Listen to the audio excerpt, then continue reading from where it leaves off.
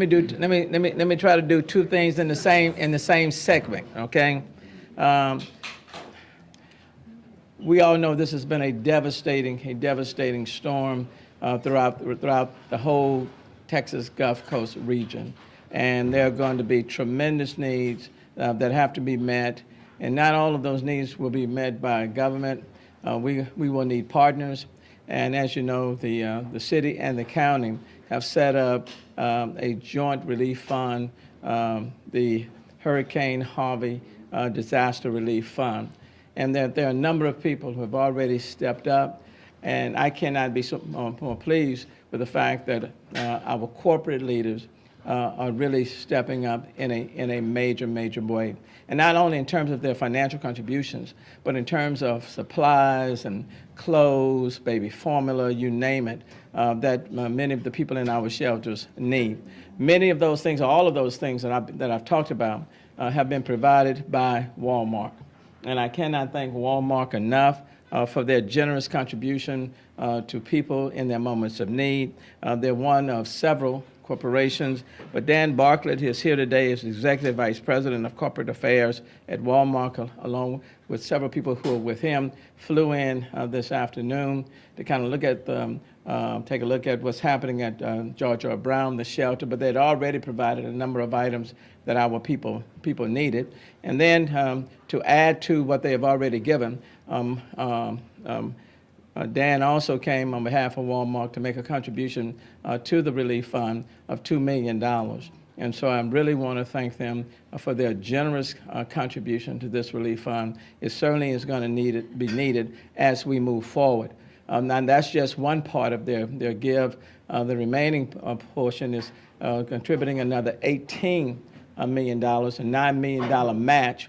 When people go and purchase and up to $9 million, they will match it by another 9. So the total gift that they are given to the Texas Gulf Coast region, people affected, is $20 million, with 2 of those $20 million for specifically targeted for Houston Harris County. I'm very appreciative of their generosity, but it also demonstrates the sort of spirit that we have of corporations in the private sector in our community. Dan, thank you on behalf of the city of Houston, and I know I can say thank you on behalf of our county. Thank you, Mayor. It's a real privilege for us to stand here shoulder to shoulder with the people of Texas.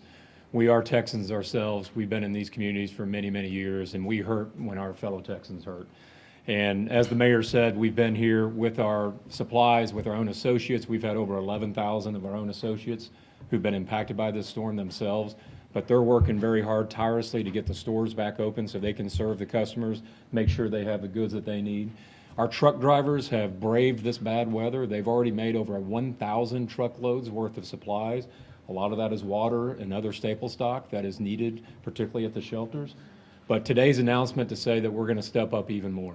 $20 million commitment, as the mayor said, $2 million going directly here, but also in a way in which our own customers, as they want to support efforts, we will match every dollar with a double of that match, up to $10 million. And many of those dollars will go directly to these sheltering operations to make sure not only that they have the personal hygiene goods and other things like water, but if there are things we can do for families with kids to make sure they have board games and video games and things to try to bring some sort of normalcy to a period of hectic drama and strife, is just a little bit more that we can do as a company to say we're here to help. And so we understand that the days and hours and weeks and months to come are going to be difficult, and this is going to be a long process, and we're just here to say that Walmart's going to be there every step of the way. So thank you. Thanks. Thank you, Dan, and thank you for the corporation, for Walmart, for the contribution. And Walmart will join companies like Waste Management that have given a pledge to give $1.5 million to the same relief fund, along with NRG that's making a contribution as well, and a number of others. But look, government sector is not going to be able to do it alone. And we need the support of the private sector, and we have some very generous companies. And that's why when anybody say, you know, woe is Houston, don't feel sorry for us. The sun came out on yesterday, and we are rebuilding, and we're doing it quickly, and we will do it with the help of companies like Walmart. So thank you so very much. Appreciate it.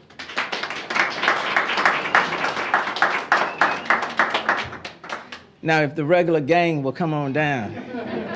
I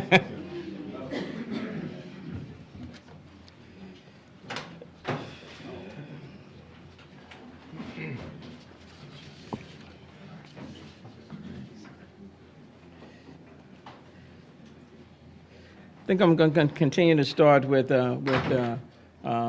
police and fire.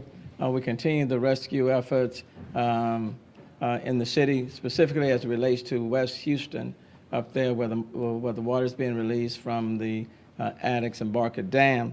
But you know, the curfew went into place last night. I want to thank Houstonians for cooperating with us. It's from 12 to 5, and as you know, it's for public safety purposes and make sure that people who are out of their homes, that they don't have to worry about their homes being burglarized and anything of that nature. We're very, very serious about it, and so it went very well. And like some people may have been stopped last night and asked, you know, why you may have been out, and when they indicated either they were going to work or coming from work, there were no citations or anything given. So last night was a good night. It's my hope that tonight will be just like last night. But please bear in mind, the curfew is in effect. The curfew is still in effect. We do want you off the streets from 12 to 5 unless you are going to a shelter, in need of a shelter, going to work or coming from work. We need you off the streets from midnight to 5 o'clock. I would tell you what my dad used to say for anybody that's out after 12 o'clock, but since this is being broadcast, I'll have to tell you in private what he would say. But the curfew is in effect from midnight to 5 o'clock. Please clear the streets at that time. But let me call on Chief Satterwhite for his report. Thank you, Mr. Mayor. Good afternoon. So, about the curfew, I want to start with that and say thanks to the city of Houston and to the citizens of Houston. Last night we made no arrest for the curfew. People are working with us. We still certainly have individuals going out, and we've had to conduct enforcement activities and make arrests, but we had no curfew arrests last night, just to make that clear.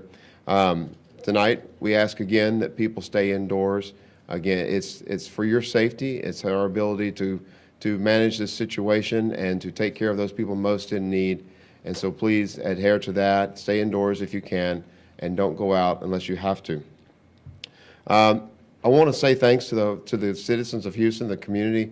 On behalf of all of our officers, I keep getting reports from all of our officers of just the outpouring of love and that the citizens and the public are showing to officers wherever they see them. And that matters. So thank you very much for that. They're working very long hours. We have not let them go home. Except for very extreme circumstances, we have kept them on duty. And when they needed downtime, we sent them to a cot or a couch or something like that. But we have kept them working, and they will do that, and they will continue to do that and serve the city. That is our job, and that is our mission. But it is taxing. But I'll tell you that every time the public reaches out and supports us and shows that personal support to every officer that they see on the street, that's why we do it. I mean, not for the gratitude, but it does. But we do it for you, and we do it for each other. So thank you. Yes, George. As of today, we've received 5,000 calls for service and that includes high water rescue, but a whole lot of other types of calls too. We have had 1,500 high water rescue vehicle dispatches that we've sent out, going out trying to pull people out of their homes and out of vehicles to get them to safety. Today we rescued up to 40 people, and in total we've had over 3,500 people rescued since the storm began.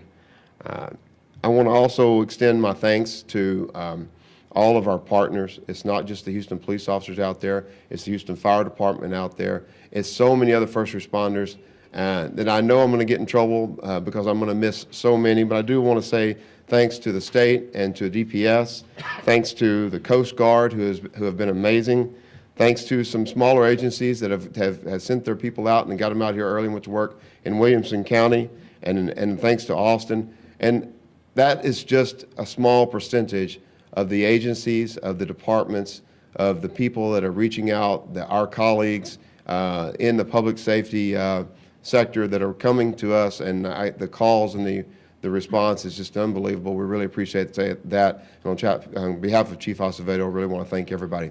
Thank you. Thank you. I also want to acknowledge, I received a call from the representative, I think the 100 Club, 100 Club, that indicated that to the Perez family, the wife, that she will be very quickly being given, I think, a check for about $20,000 to $25,000 from the club, and all of the bills of Sergeant Perez will be taken care of. For their mortgage, credit bills, you name it, they're going to wipe those clean. So I'm going to pray that we continue to lift up the Perez family in their loss. And then I had a chance to talk to the Admiral of the Coast Guard.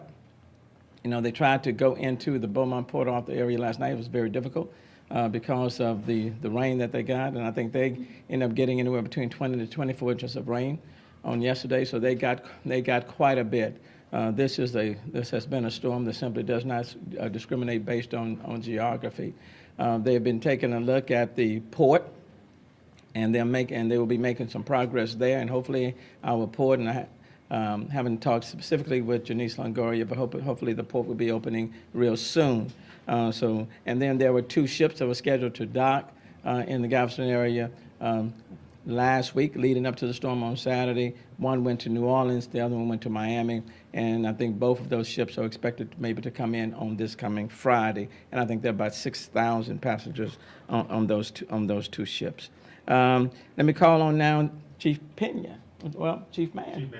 Chief Mann will be speaking on behalf of Chief Pena. Okay? Good evening. The fire department has continued today to operate in our rescue and recovery operations. We've been working in 3 primary areas today: the Kingwood area, the area off of I-10, the Maxey Road, Normandy area, and then as well as the area out west of Houston, I-10 Eldridge, Briar Forest area. We have seen a transition from rescue calls more to recovery operations. The calls for rescue have begun to stabilize, especially in the Kingwood and the I-10 area. We will continue to be operating in Kingwood and as well as the far west side again tomorrow in our operations. We've had, since this operation has begun, we've had over 15,000 calls for assistance, and we have, most of our crews have been on duty, and we've now, nonstop, we begin to transition our crews. They're now working 48-hour shifts nonstop until in our recovery and rescue efforts, and that's what we'll be doing ongoing. Tomorrow, well, first off, let me echo what Chief Satterwhite said regarding the community. I want to thank the community for the outpouring of support. Again, we're receiving the same information that the community is, the amount of support that our first responders have been receiving has been overwhelming. The food, the water, the things that they need to have been working for days and days on end have been met by the community. And we just thank you so much for all your support. It means a lot to the first responders out there. Tomorrow we're going to begin transitioning in the portion of our city that has seen some recession in the water from a rescue mode to more recovery operations. We're going to begin what we call our wide area search in the areas that have been most heavily impacted. Tomorrow we'll be starting in the southwest part of town. We'll be doing basically a block by block, door by door search of structures that we believe have had 3 foot or greater of water in them to assure that there are no people that we have left behind. We'll be looking into those areas beginning tomorrow morning. Those areas of town we can get into at this point, and as the water recedes in other areas, we will continue those operations throughout the city. This will be an ongoing process with a lot of boots on the ground. We are going to be integrated with the FEMA Urban Search and Rescue teams, along with Houston Fire Department, are jointly conducting these operations beginning tomorrow. And again, we'll be going throughout the city doing this. This will be a 1 to 2 week long process, again, to assure that we have addressed all those areas that have been hardest and most impacted. Thanks, Chief Mann. We've talked about the airports only in passing in recent days, but Mario Diaz, the director of the Houston area, Houston Airport System, is here. Mario. Good evening, everyone. Mario Diaz, director of the Houston Airport System. At 4 p.m. this afternoon, the Houston Airport System lifted the restriction on commercial passenger operations at our 2 international airports. About 15, 20 minutes ago, United Airlines brought in its first flight from Los Angeles International. They will be bringing an additional 5 aircraft this evening from their hubs. They would be San Francisco, Denver, Chicago, Newark, New York, and Washington, Dulles. They will be taking 3 aircraft out this evening. Tomorrow, we will have our first set of international flights. The first aboard Air China to Beijing, the second on Turkish Airlines to Istanbul. On Saturday, midday, Southwest will resume and ramp up all of its flights at Harvey, domestic and international. And then by Sunday, we expect to have a full complement of international operations and 75 to 80% of domestic. Over the ensuing week, we expect to be up to full schedule operations and normal operations for all passenger activity at the airports. I would like to say this, please. We are in a phase now where we're ramping up operations, so please, passengers, do not come to the airports unless and until you have a confirmation of a seat on a flight. You either have checked in on the internet and have a boarding pass, or you have received confirmation from your airline that you are have a seat on an aircraft leaving the airport. I would say that because we know that there are a limited number of seats, and the airlines are really going to be in a ramp-up mode at this point. And with that, I would be happy to take any questions you might have. Is all the staff able to make it? I know this is a gradual process, but is all the staff able to make it to handle the volume of customers? Houston Airport Systems, yes, we have a full complement of staff. They have stayed on. We're bringing in a fresh crew, so we have no doubt we'll be able to handle it. The airlines, and let's also remember we have the agency, the Transportation Security Administration, Customs and Border Protection, the FAA. They have got to bring in all their staff. The TSA, for example, has 100 agents up in Dallas-Fort Worth that will be bringing them in. So these assets were essentially placed strategically around the region so that they could easily come in. Thank you. Thanks, Brian. With regards to the shelters, you know, George R. Brown was the largest shelter. We reached a count of about 10,000 individuals. I am pleased to announce that we're now down to about 8,000. People have started to kind of transition.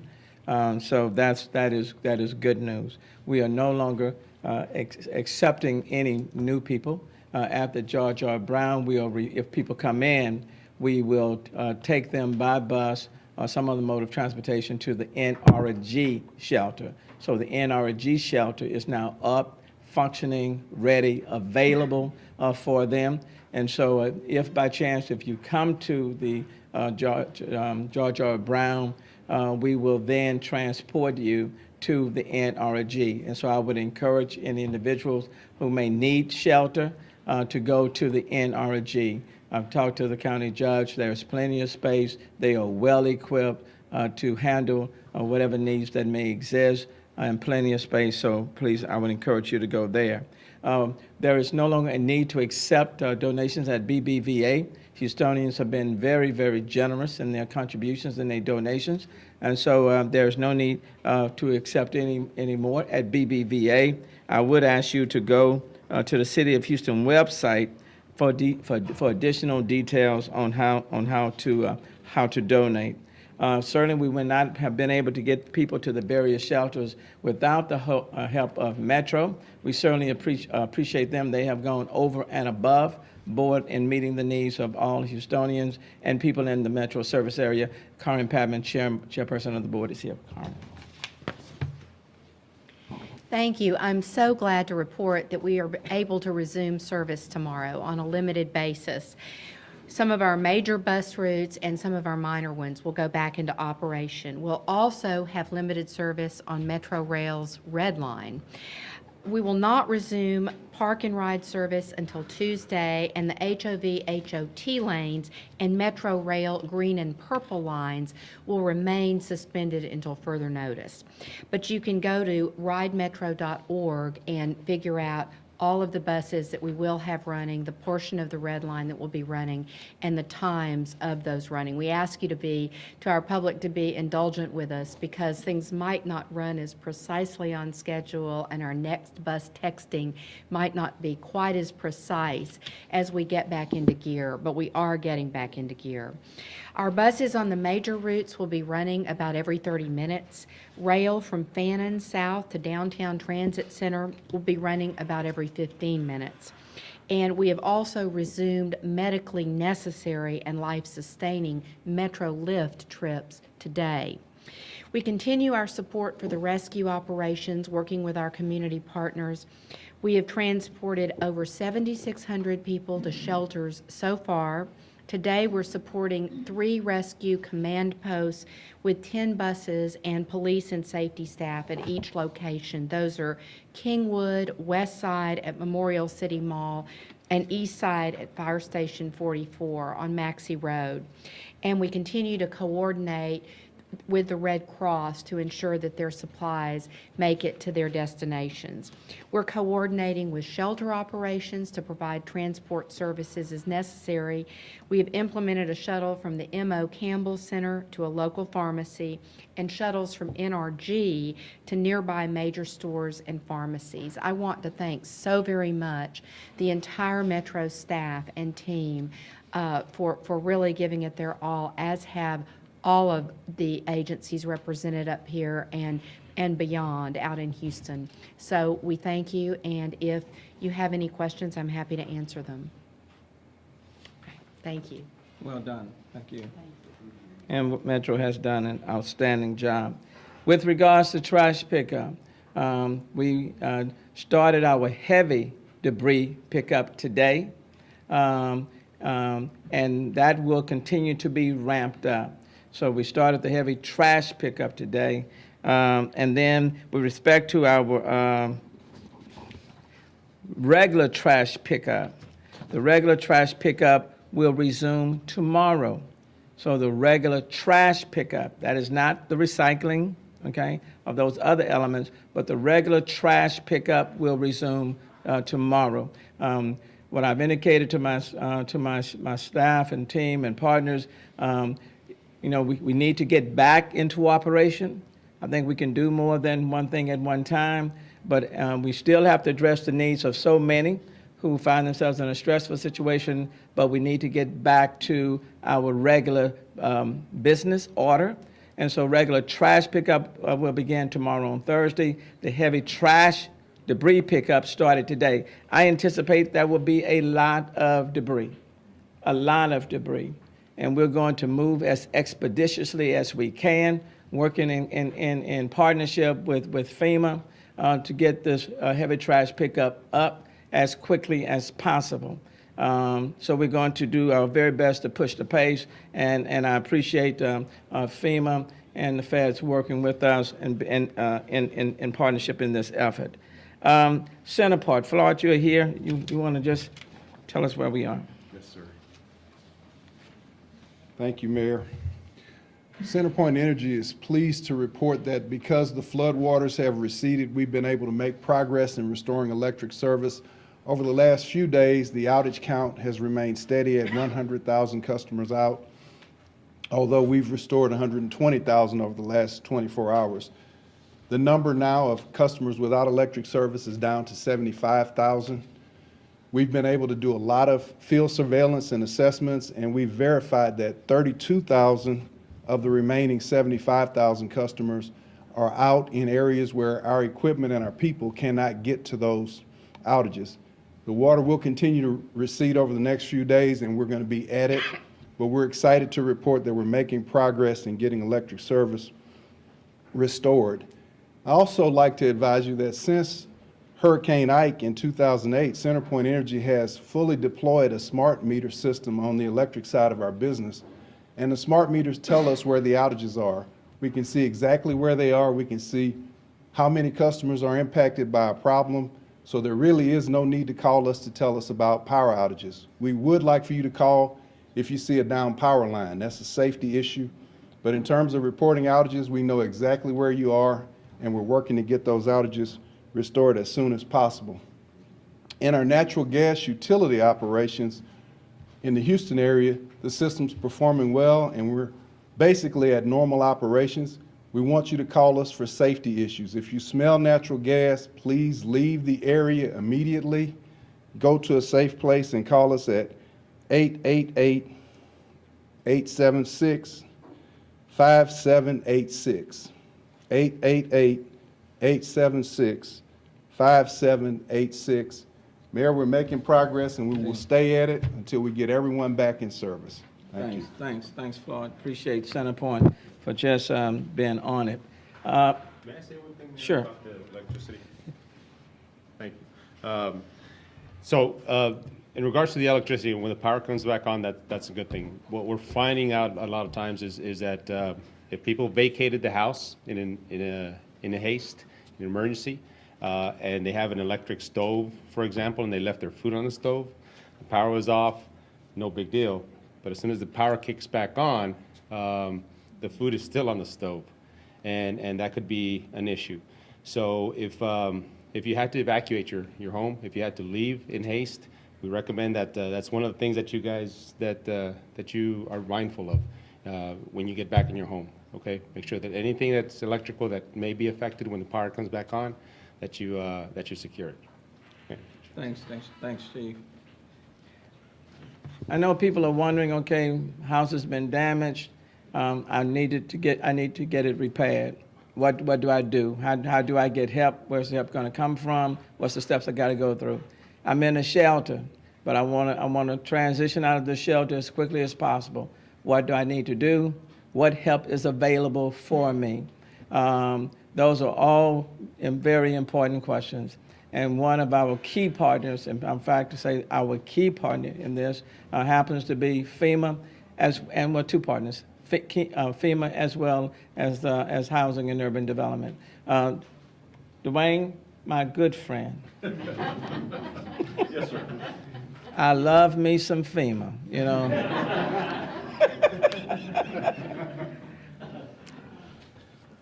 Come on and make me happy, Dwayne. Come on.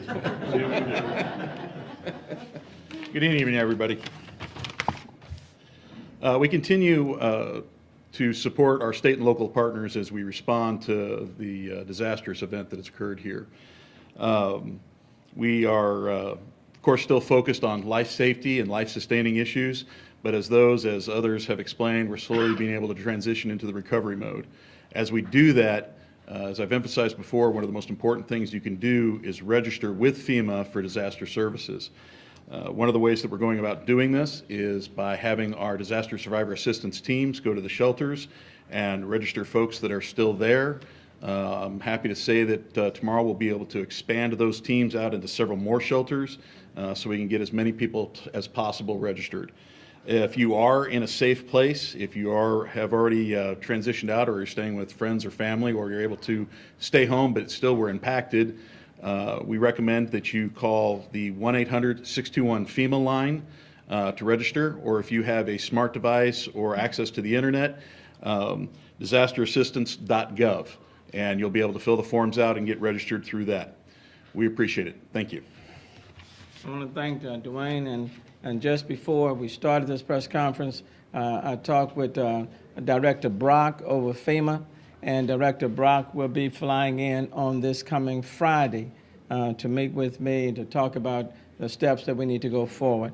I also had a conversation with Secretary Carson, the Secretary of Urban Housing and Urban Development today, and he too recognizes the importance of the feds working in tandem with us in moving people forward. So I want to thank both of them, Secretary Carson as well as Director Brock with FEMA, because these are two important departments at the federal level that we are going to need in the days ahead. Just to give you some idea, on Hurricane Ike's cleanup, on the debris removal, it cost well over $70 million.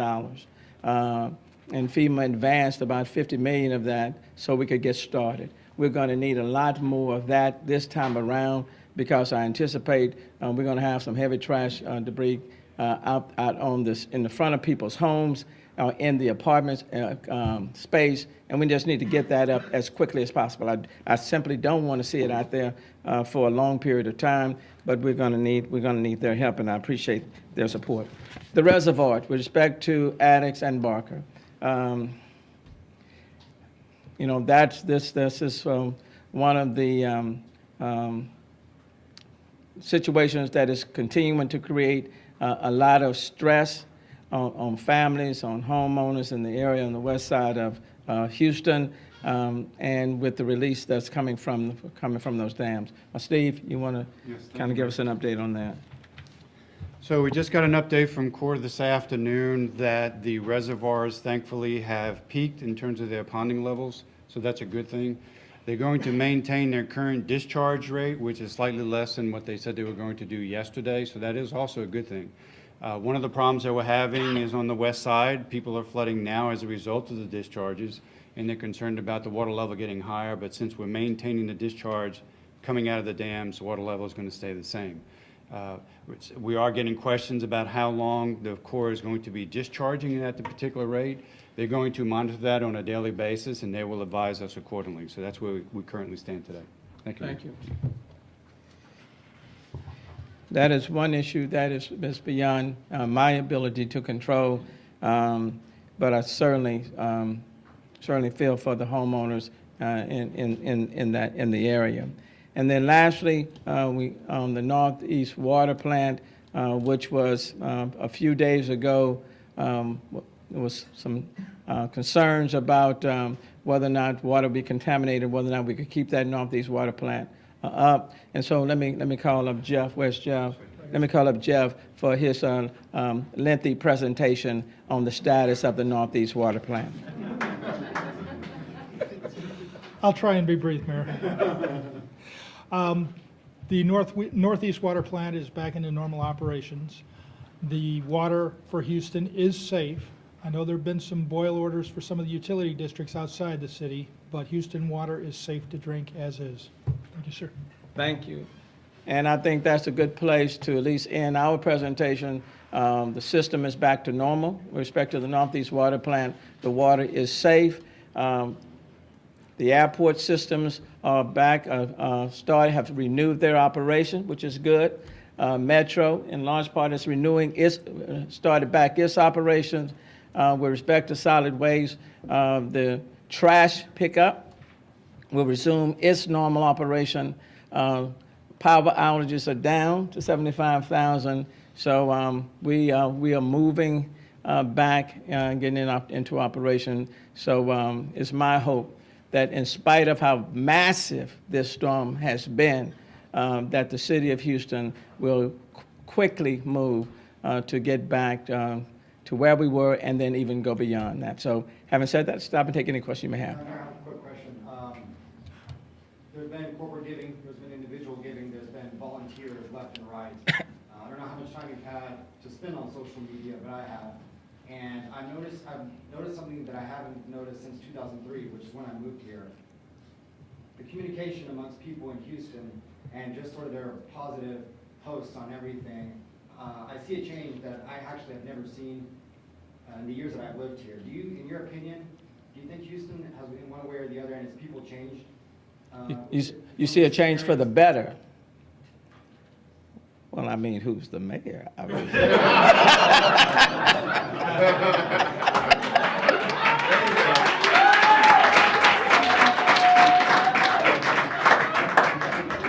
now, if you had said it the other way, you know, I don't know. No, look, great city, fourth largest in the country, the most diverse city in the country. People come from all over the globe. People are not running away from us, they're coming to us. Outstanding airport system, #1 port in foreign tonnage, largest medical center, energy capital of the world. I could go on and on and on. And we are a can-do city, okay?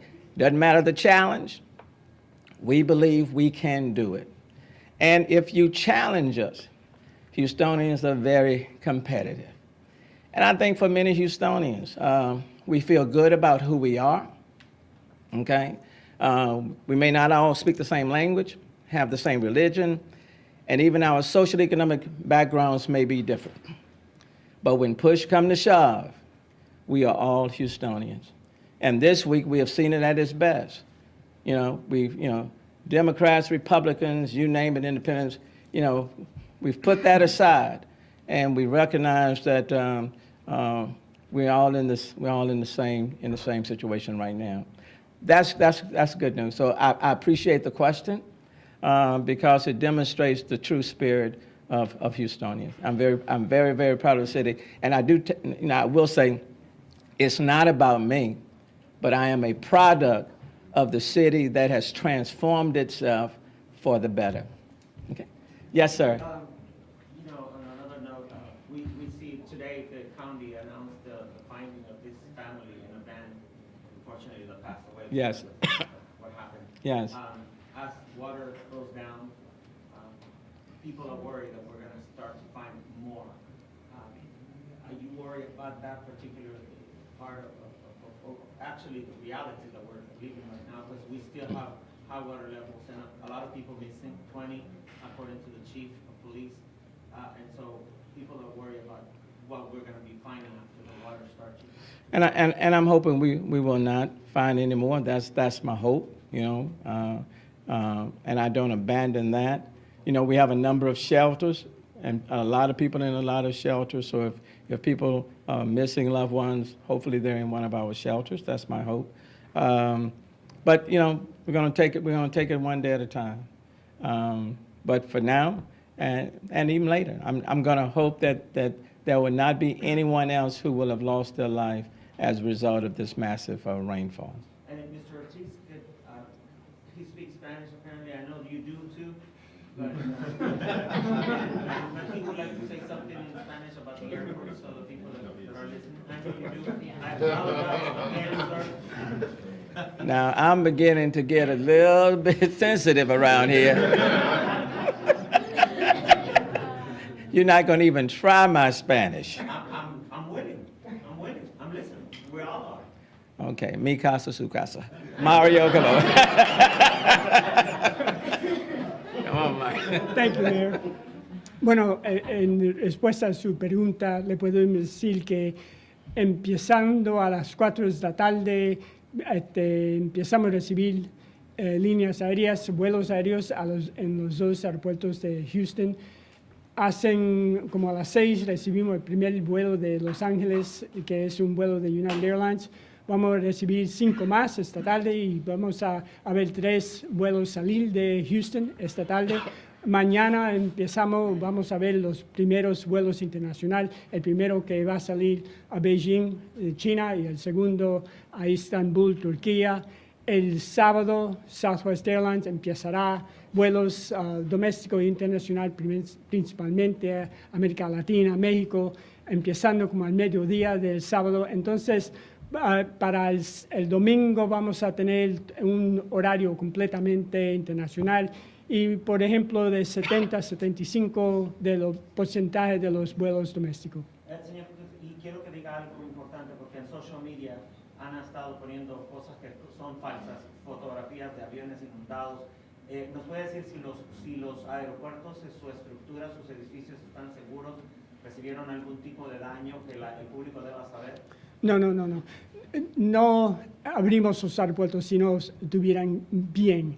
En ningún tiempo tuvimos problemas con los aeropuertos. Le puedo decir que los aeropuertos han estado abiertos para el Departamento de Defensa, para rescate, y todo el tiempo ha estado abierto. Solamente no han estado abiertos a pasajeros y operaciones comerciales. Gracias. But bottom line, he said that all flights at Southwest Airlines will be resuming on Saturday.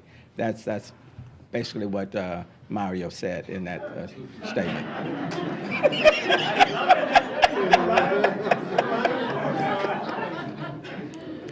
I'm taking me some courses. So, to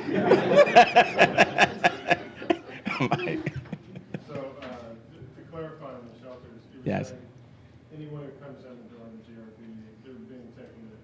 They will be transported by us to NRG. There's ample space at NRG. They're fully serviced. The county judge and the team have put together an excellent operation there. And so we would encourage anybody else that find themselves needing a shelter, I would certainly recommend that they go to the NRG.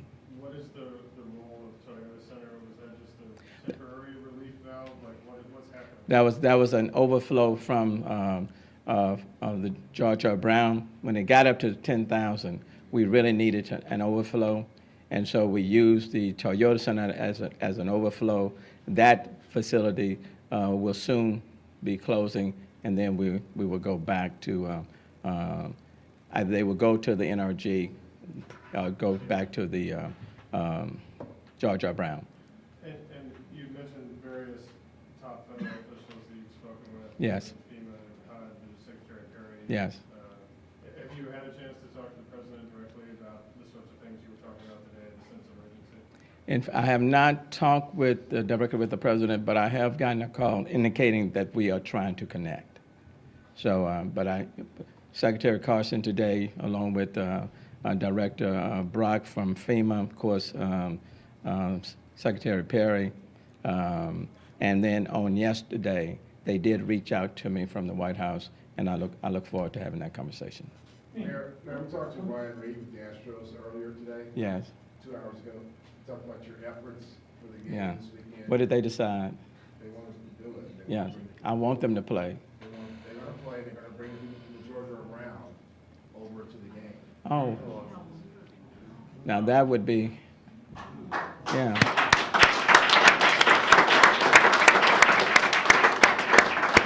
Since we reached out to them and kind of got Yeah. it started. You want to expand on that? Why do you think that's important? Why do you want to do that? Because I don't care how difficult the circumstances may be, or how challenging they are. We cannot stay where we are. We have to quickly get back to where we were and go beyond. And the sooner we get into that mindset, the quicker our actions will reflect that. And if our spirits are strong, we'll build in that direction. And so we can do more than one thing at a time. And quite frankly, when the city has gone through so much, every now and then we have to laugh a little bit. It doesn't take away from the seriousness. And every now and then we need to focus on something else other than our current situations. The Houston Astros they're on a winning track. They are true champions. From where they were a few years ago to where they are today, quite frankly, they represent Houston. Who would have thought a few years ago that the Houston Astros, a team that has rebuilt itself, would be a contender for would win the World Series? Who would have thought that? Who would have thought that? And even right now, people are questioning whether or not Houston is going to return. Well, what better place to symbolize our ability to overcome our obstacles and our hurdles by the Astros playing? I want them to play. Let's play ball. And let's lift up our spirits, and let's go forward. You know, enough of woe is me and all is bad. Doesn't take away from the seriousness. Doesn't take away from the fact that there are a lot of people in distress right now. Doesn't take away from that. But let me tell you, you can stay in that mindset, and you'll only pull yourself down. Or we can recognize, regardless of what our current situations are, we will do better and we can do better. And this is a city of challenges, you know? I'd love to ask the Chief Haynes a question. Oh, Probably going to be in Spanish. are you asking them in Spanish or English? All right, then I'm gonna let you ask it, okay? Assistant Chief Man talked about that. So Right. tomorrow, you're gonna go to the Southwest area. Sure. Do like a block by building search. Something you could expand a little bit more, sort of what that's gonna involve, and are you gonna be doing that, I guess, throughout the whole city? Sure. So this is just another phase of the response status that we were in.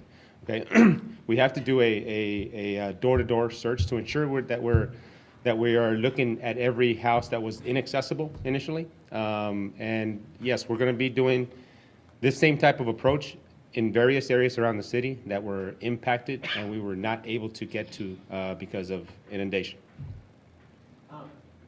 Señor Peña, I just want to ask you a question. I'm going to ask you in English so that you kind of help you to. You asked it in English, I'll translate in Spanish. Go ahead on. You were mentioning how yesterday we were at Moxie Road and some people that had evacuated that area. Right. Were going back to see their homes because Right. they were worried about somebody, getting into their homes. Correct. How dangerous it is, and can you explain in Spanish, and especially when what you just mentioned right now, that if the electricity is off and it comes back on, and you don't know what you were doing at the time, can you explain that to us, please? So a flooding incident is probably Español. en español. Okay.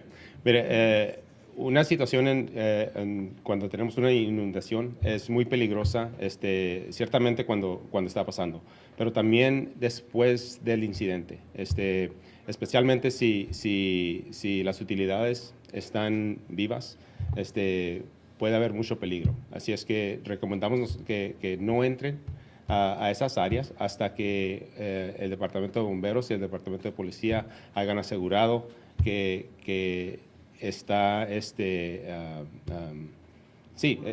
mande. Seguro, exacto, que está seguro para poder entrar a esas áreas. Trying to help you, but Look, I was just about to tell him what you were trying to say. One last question, and then we're going to wrap it up. Yes, ma'am? Mayor, you said you had discussed, or you talked to Secretary Carson. Yes. I'm wondering to what extent, if at all, might the voucher freeze and the HUD budget cuts affect the temporary housing process? I mean, if at all, and can you give us a little bit of insight into some preliminary plans about how that may work? Well, what's going to be important will be housing vouchers to get people out of the shelters in part and into temporary permanent housing. And there are several steps you can go through. You can go from the shelters to, FEMA providing some sort of housing accommodations outside of the shelters into temporary and permanent housing. But the housing vouchers and assistance will be vital to that transitioning of the people in shelters. What I am stressing on FEMA, like on the secretary, is that the quicker we can process these requests and get something in people's hands that they can use to go to the next step, then the quicker we can transition them out of the shelters and they can get back into their normal lives. So housing and urban development, Secretary of Housing, that's an important piece. And then when you combine that with FEMA and the FEMA assistance, then certainly we're standing people back up so that they can then go the rest of the way. But we all have to operate, whether it's on the federal level, the state level, or the local level, we have to operate with a sense of urgency. We have to put ourselves in the shoes of homeowners who have been displaced, or in the shoes of people who are in shelters, and we have to ask, what would we want to see happen if we were in that situation? And people want us to move quickly. They want us to operate with a sense of urgency, and that's what we have to do.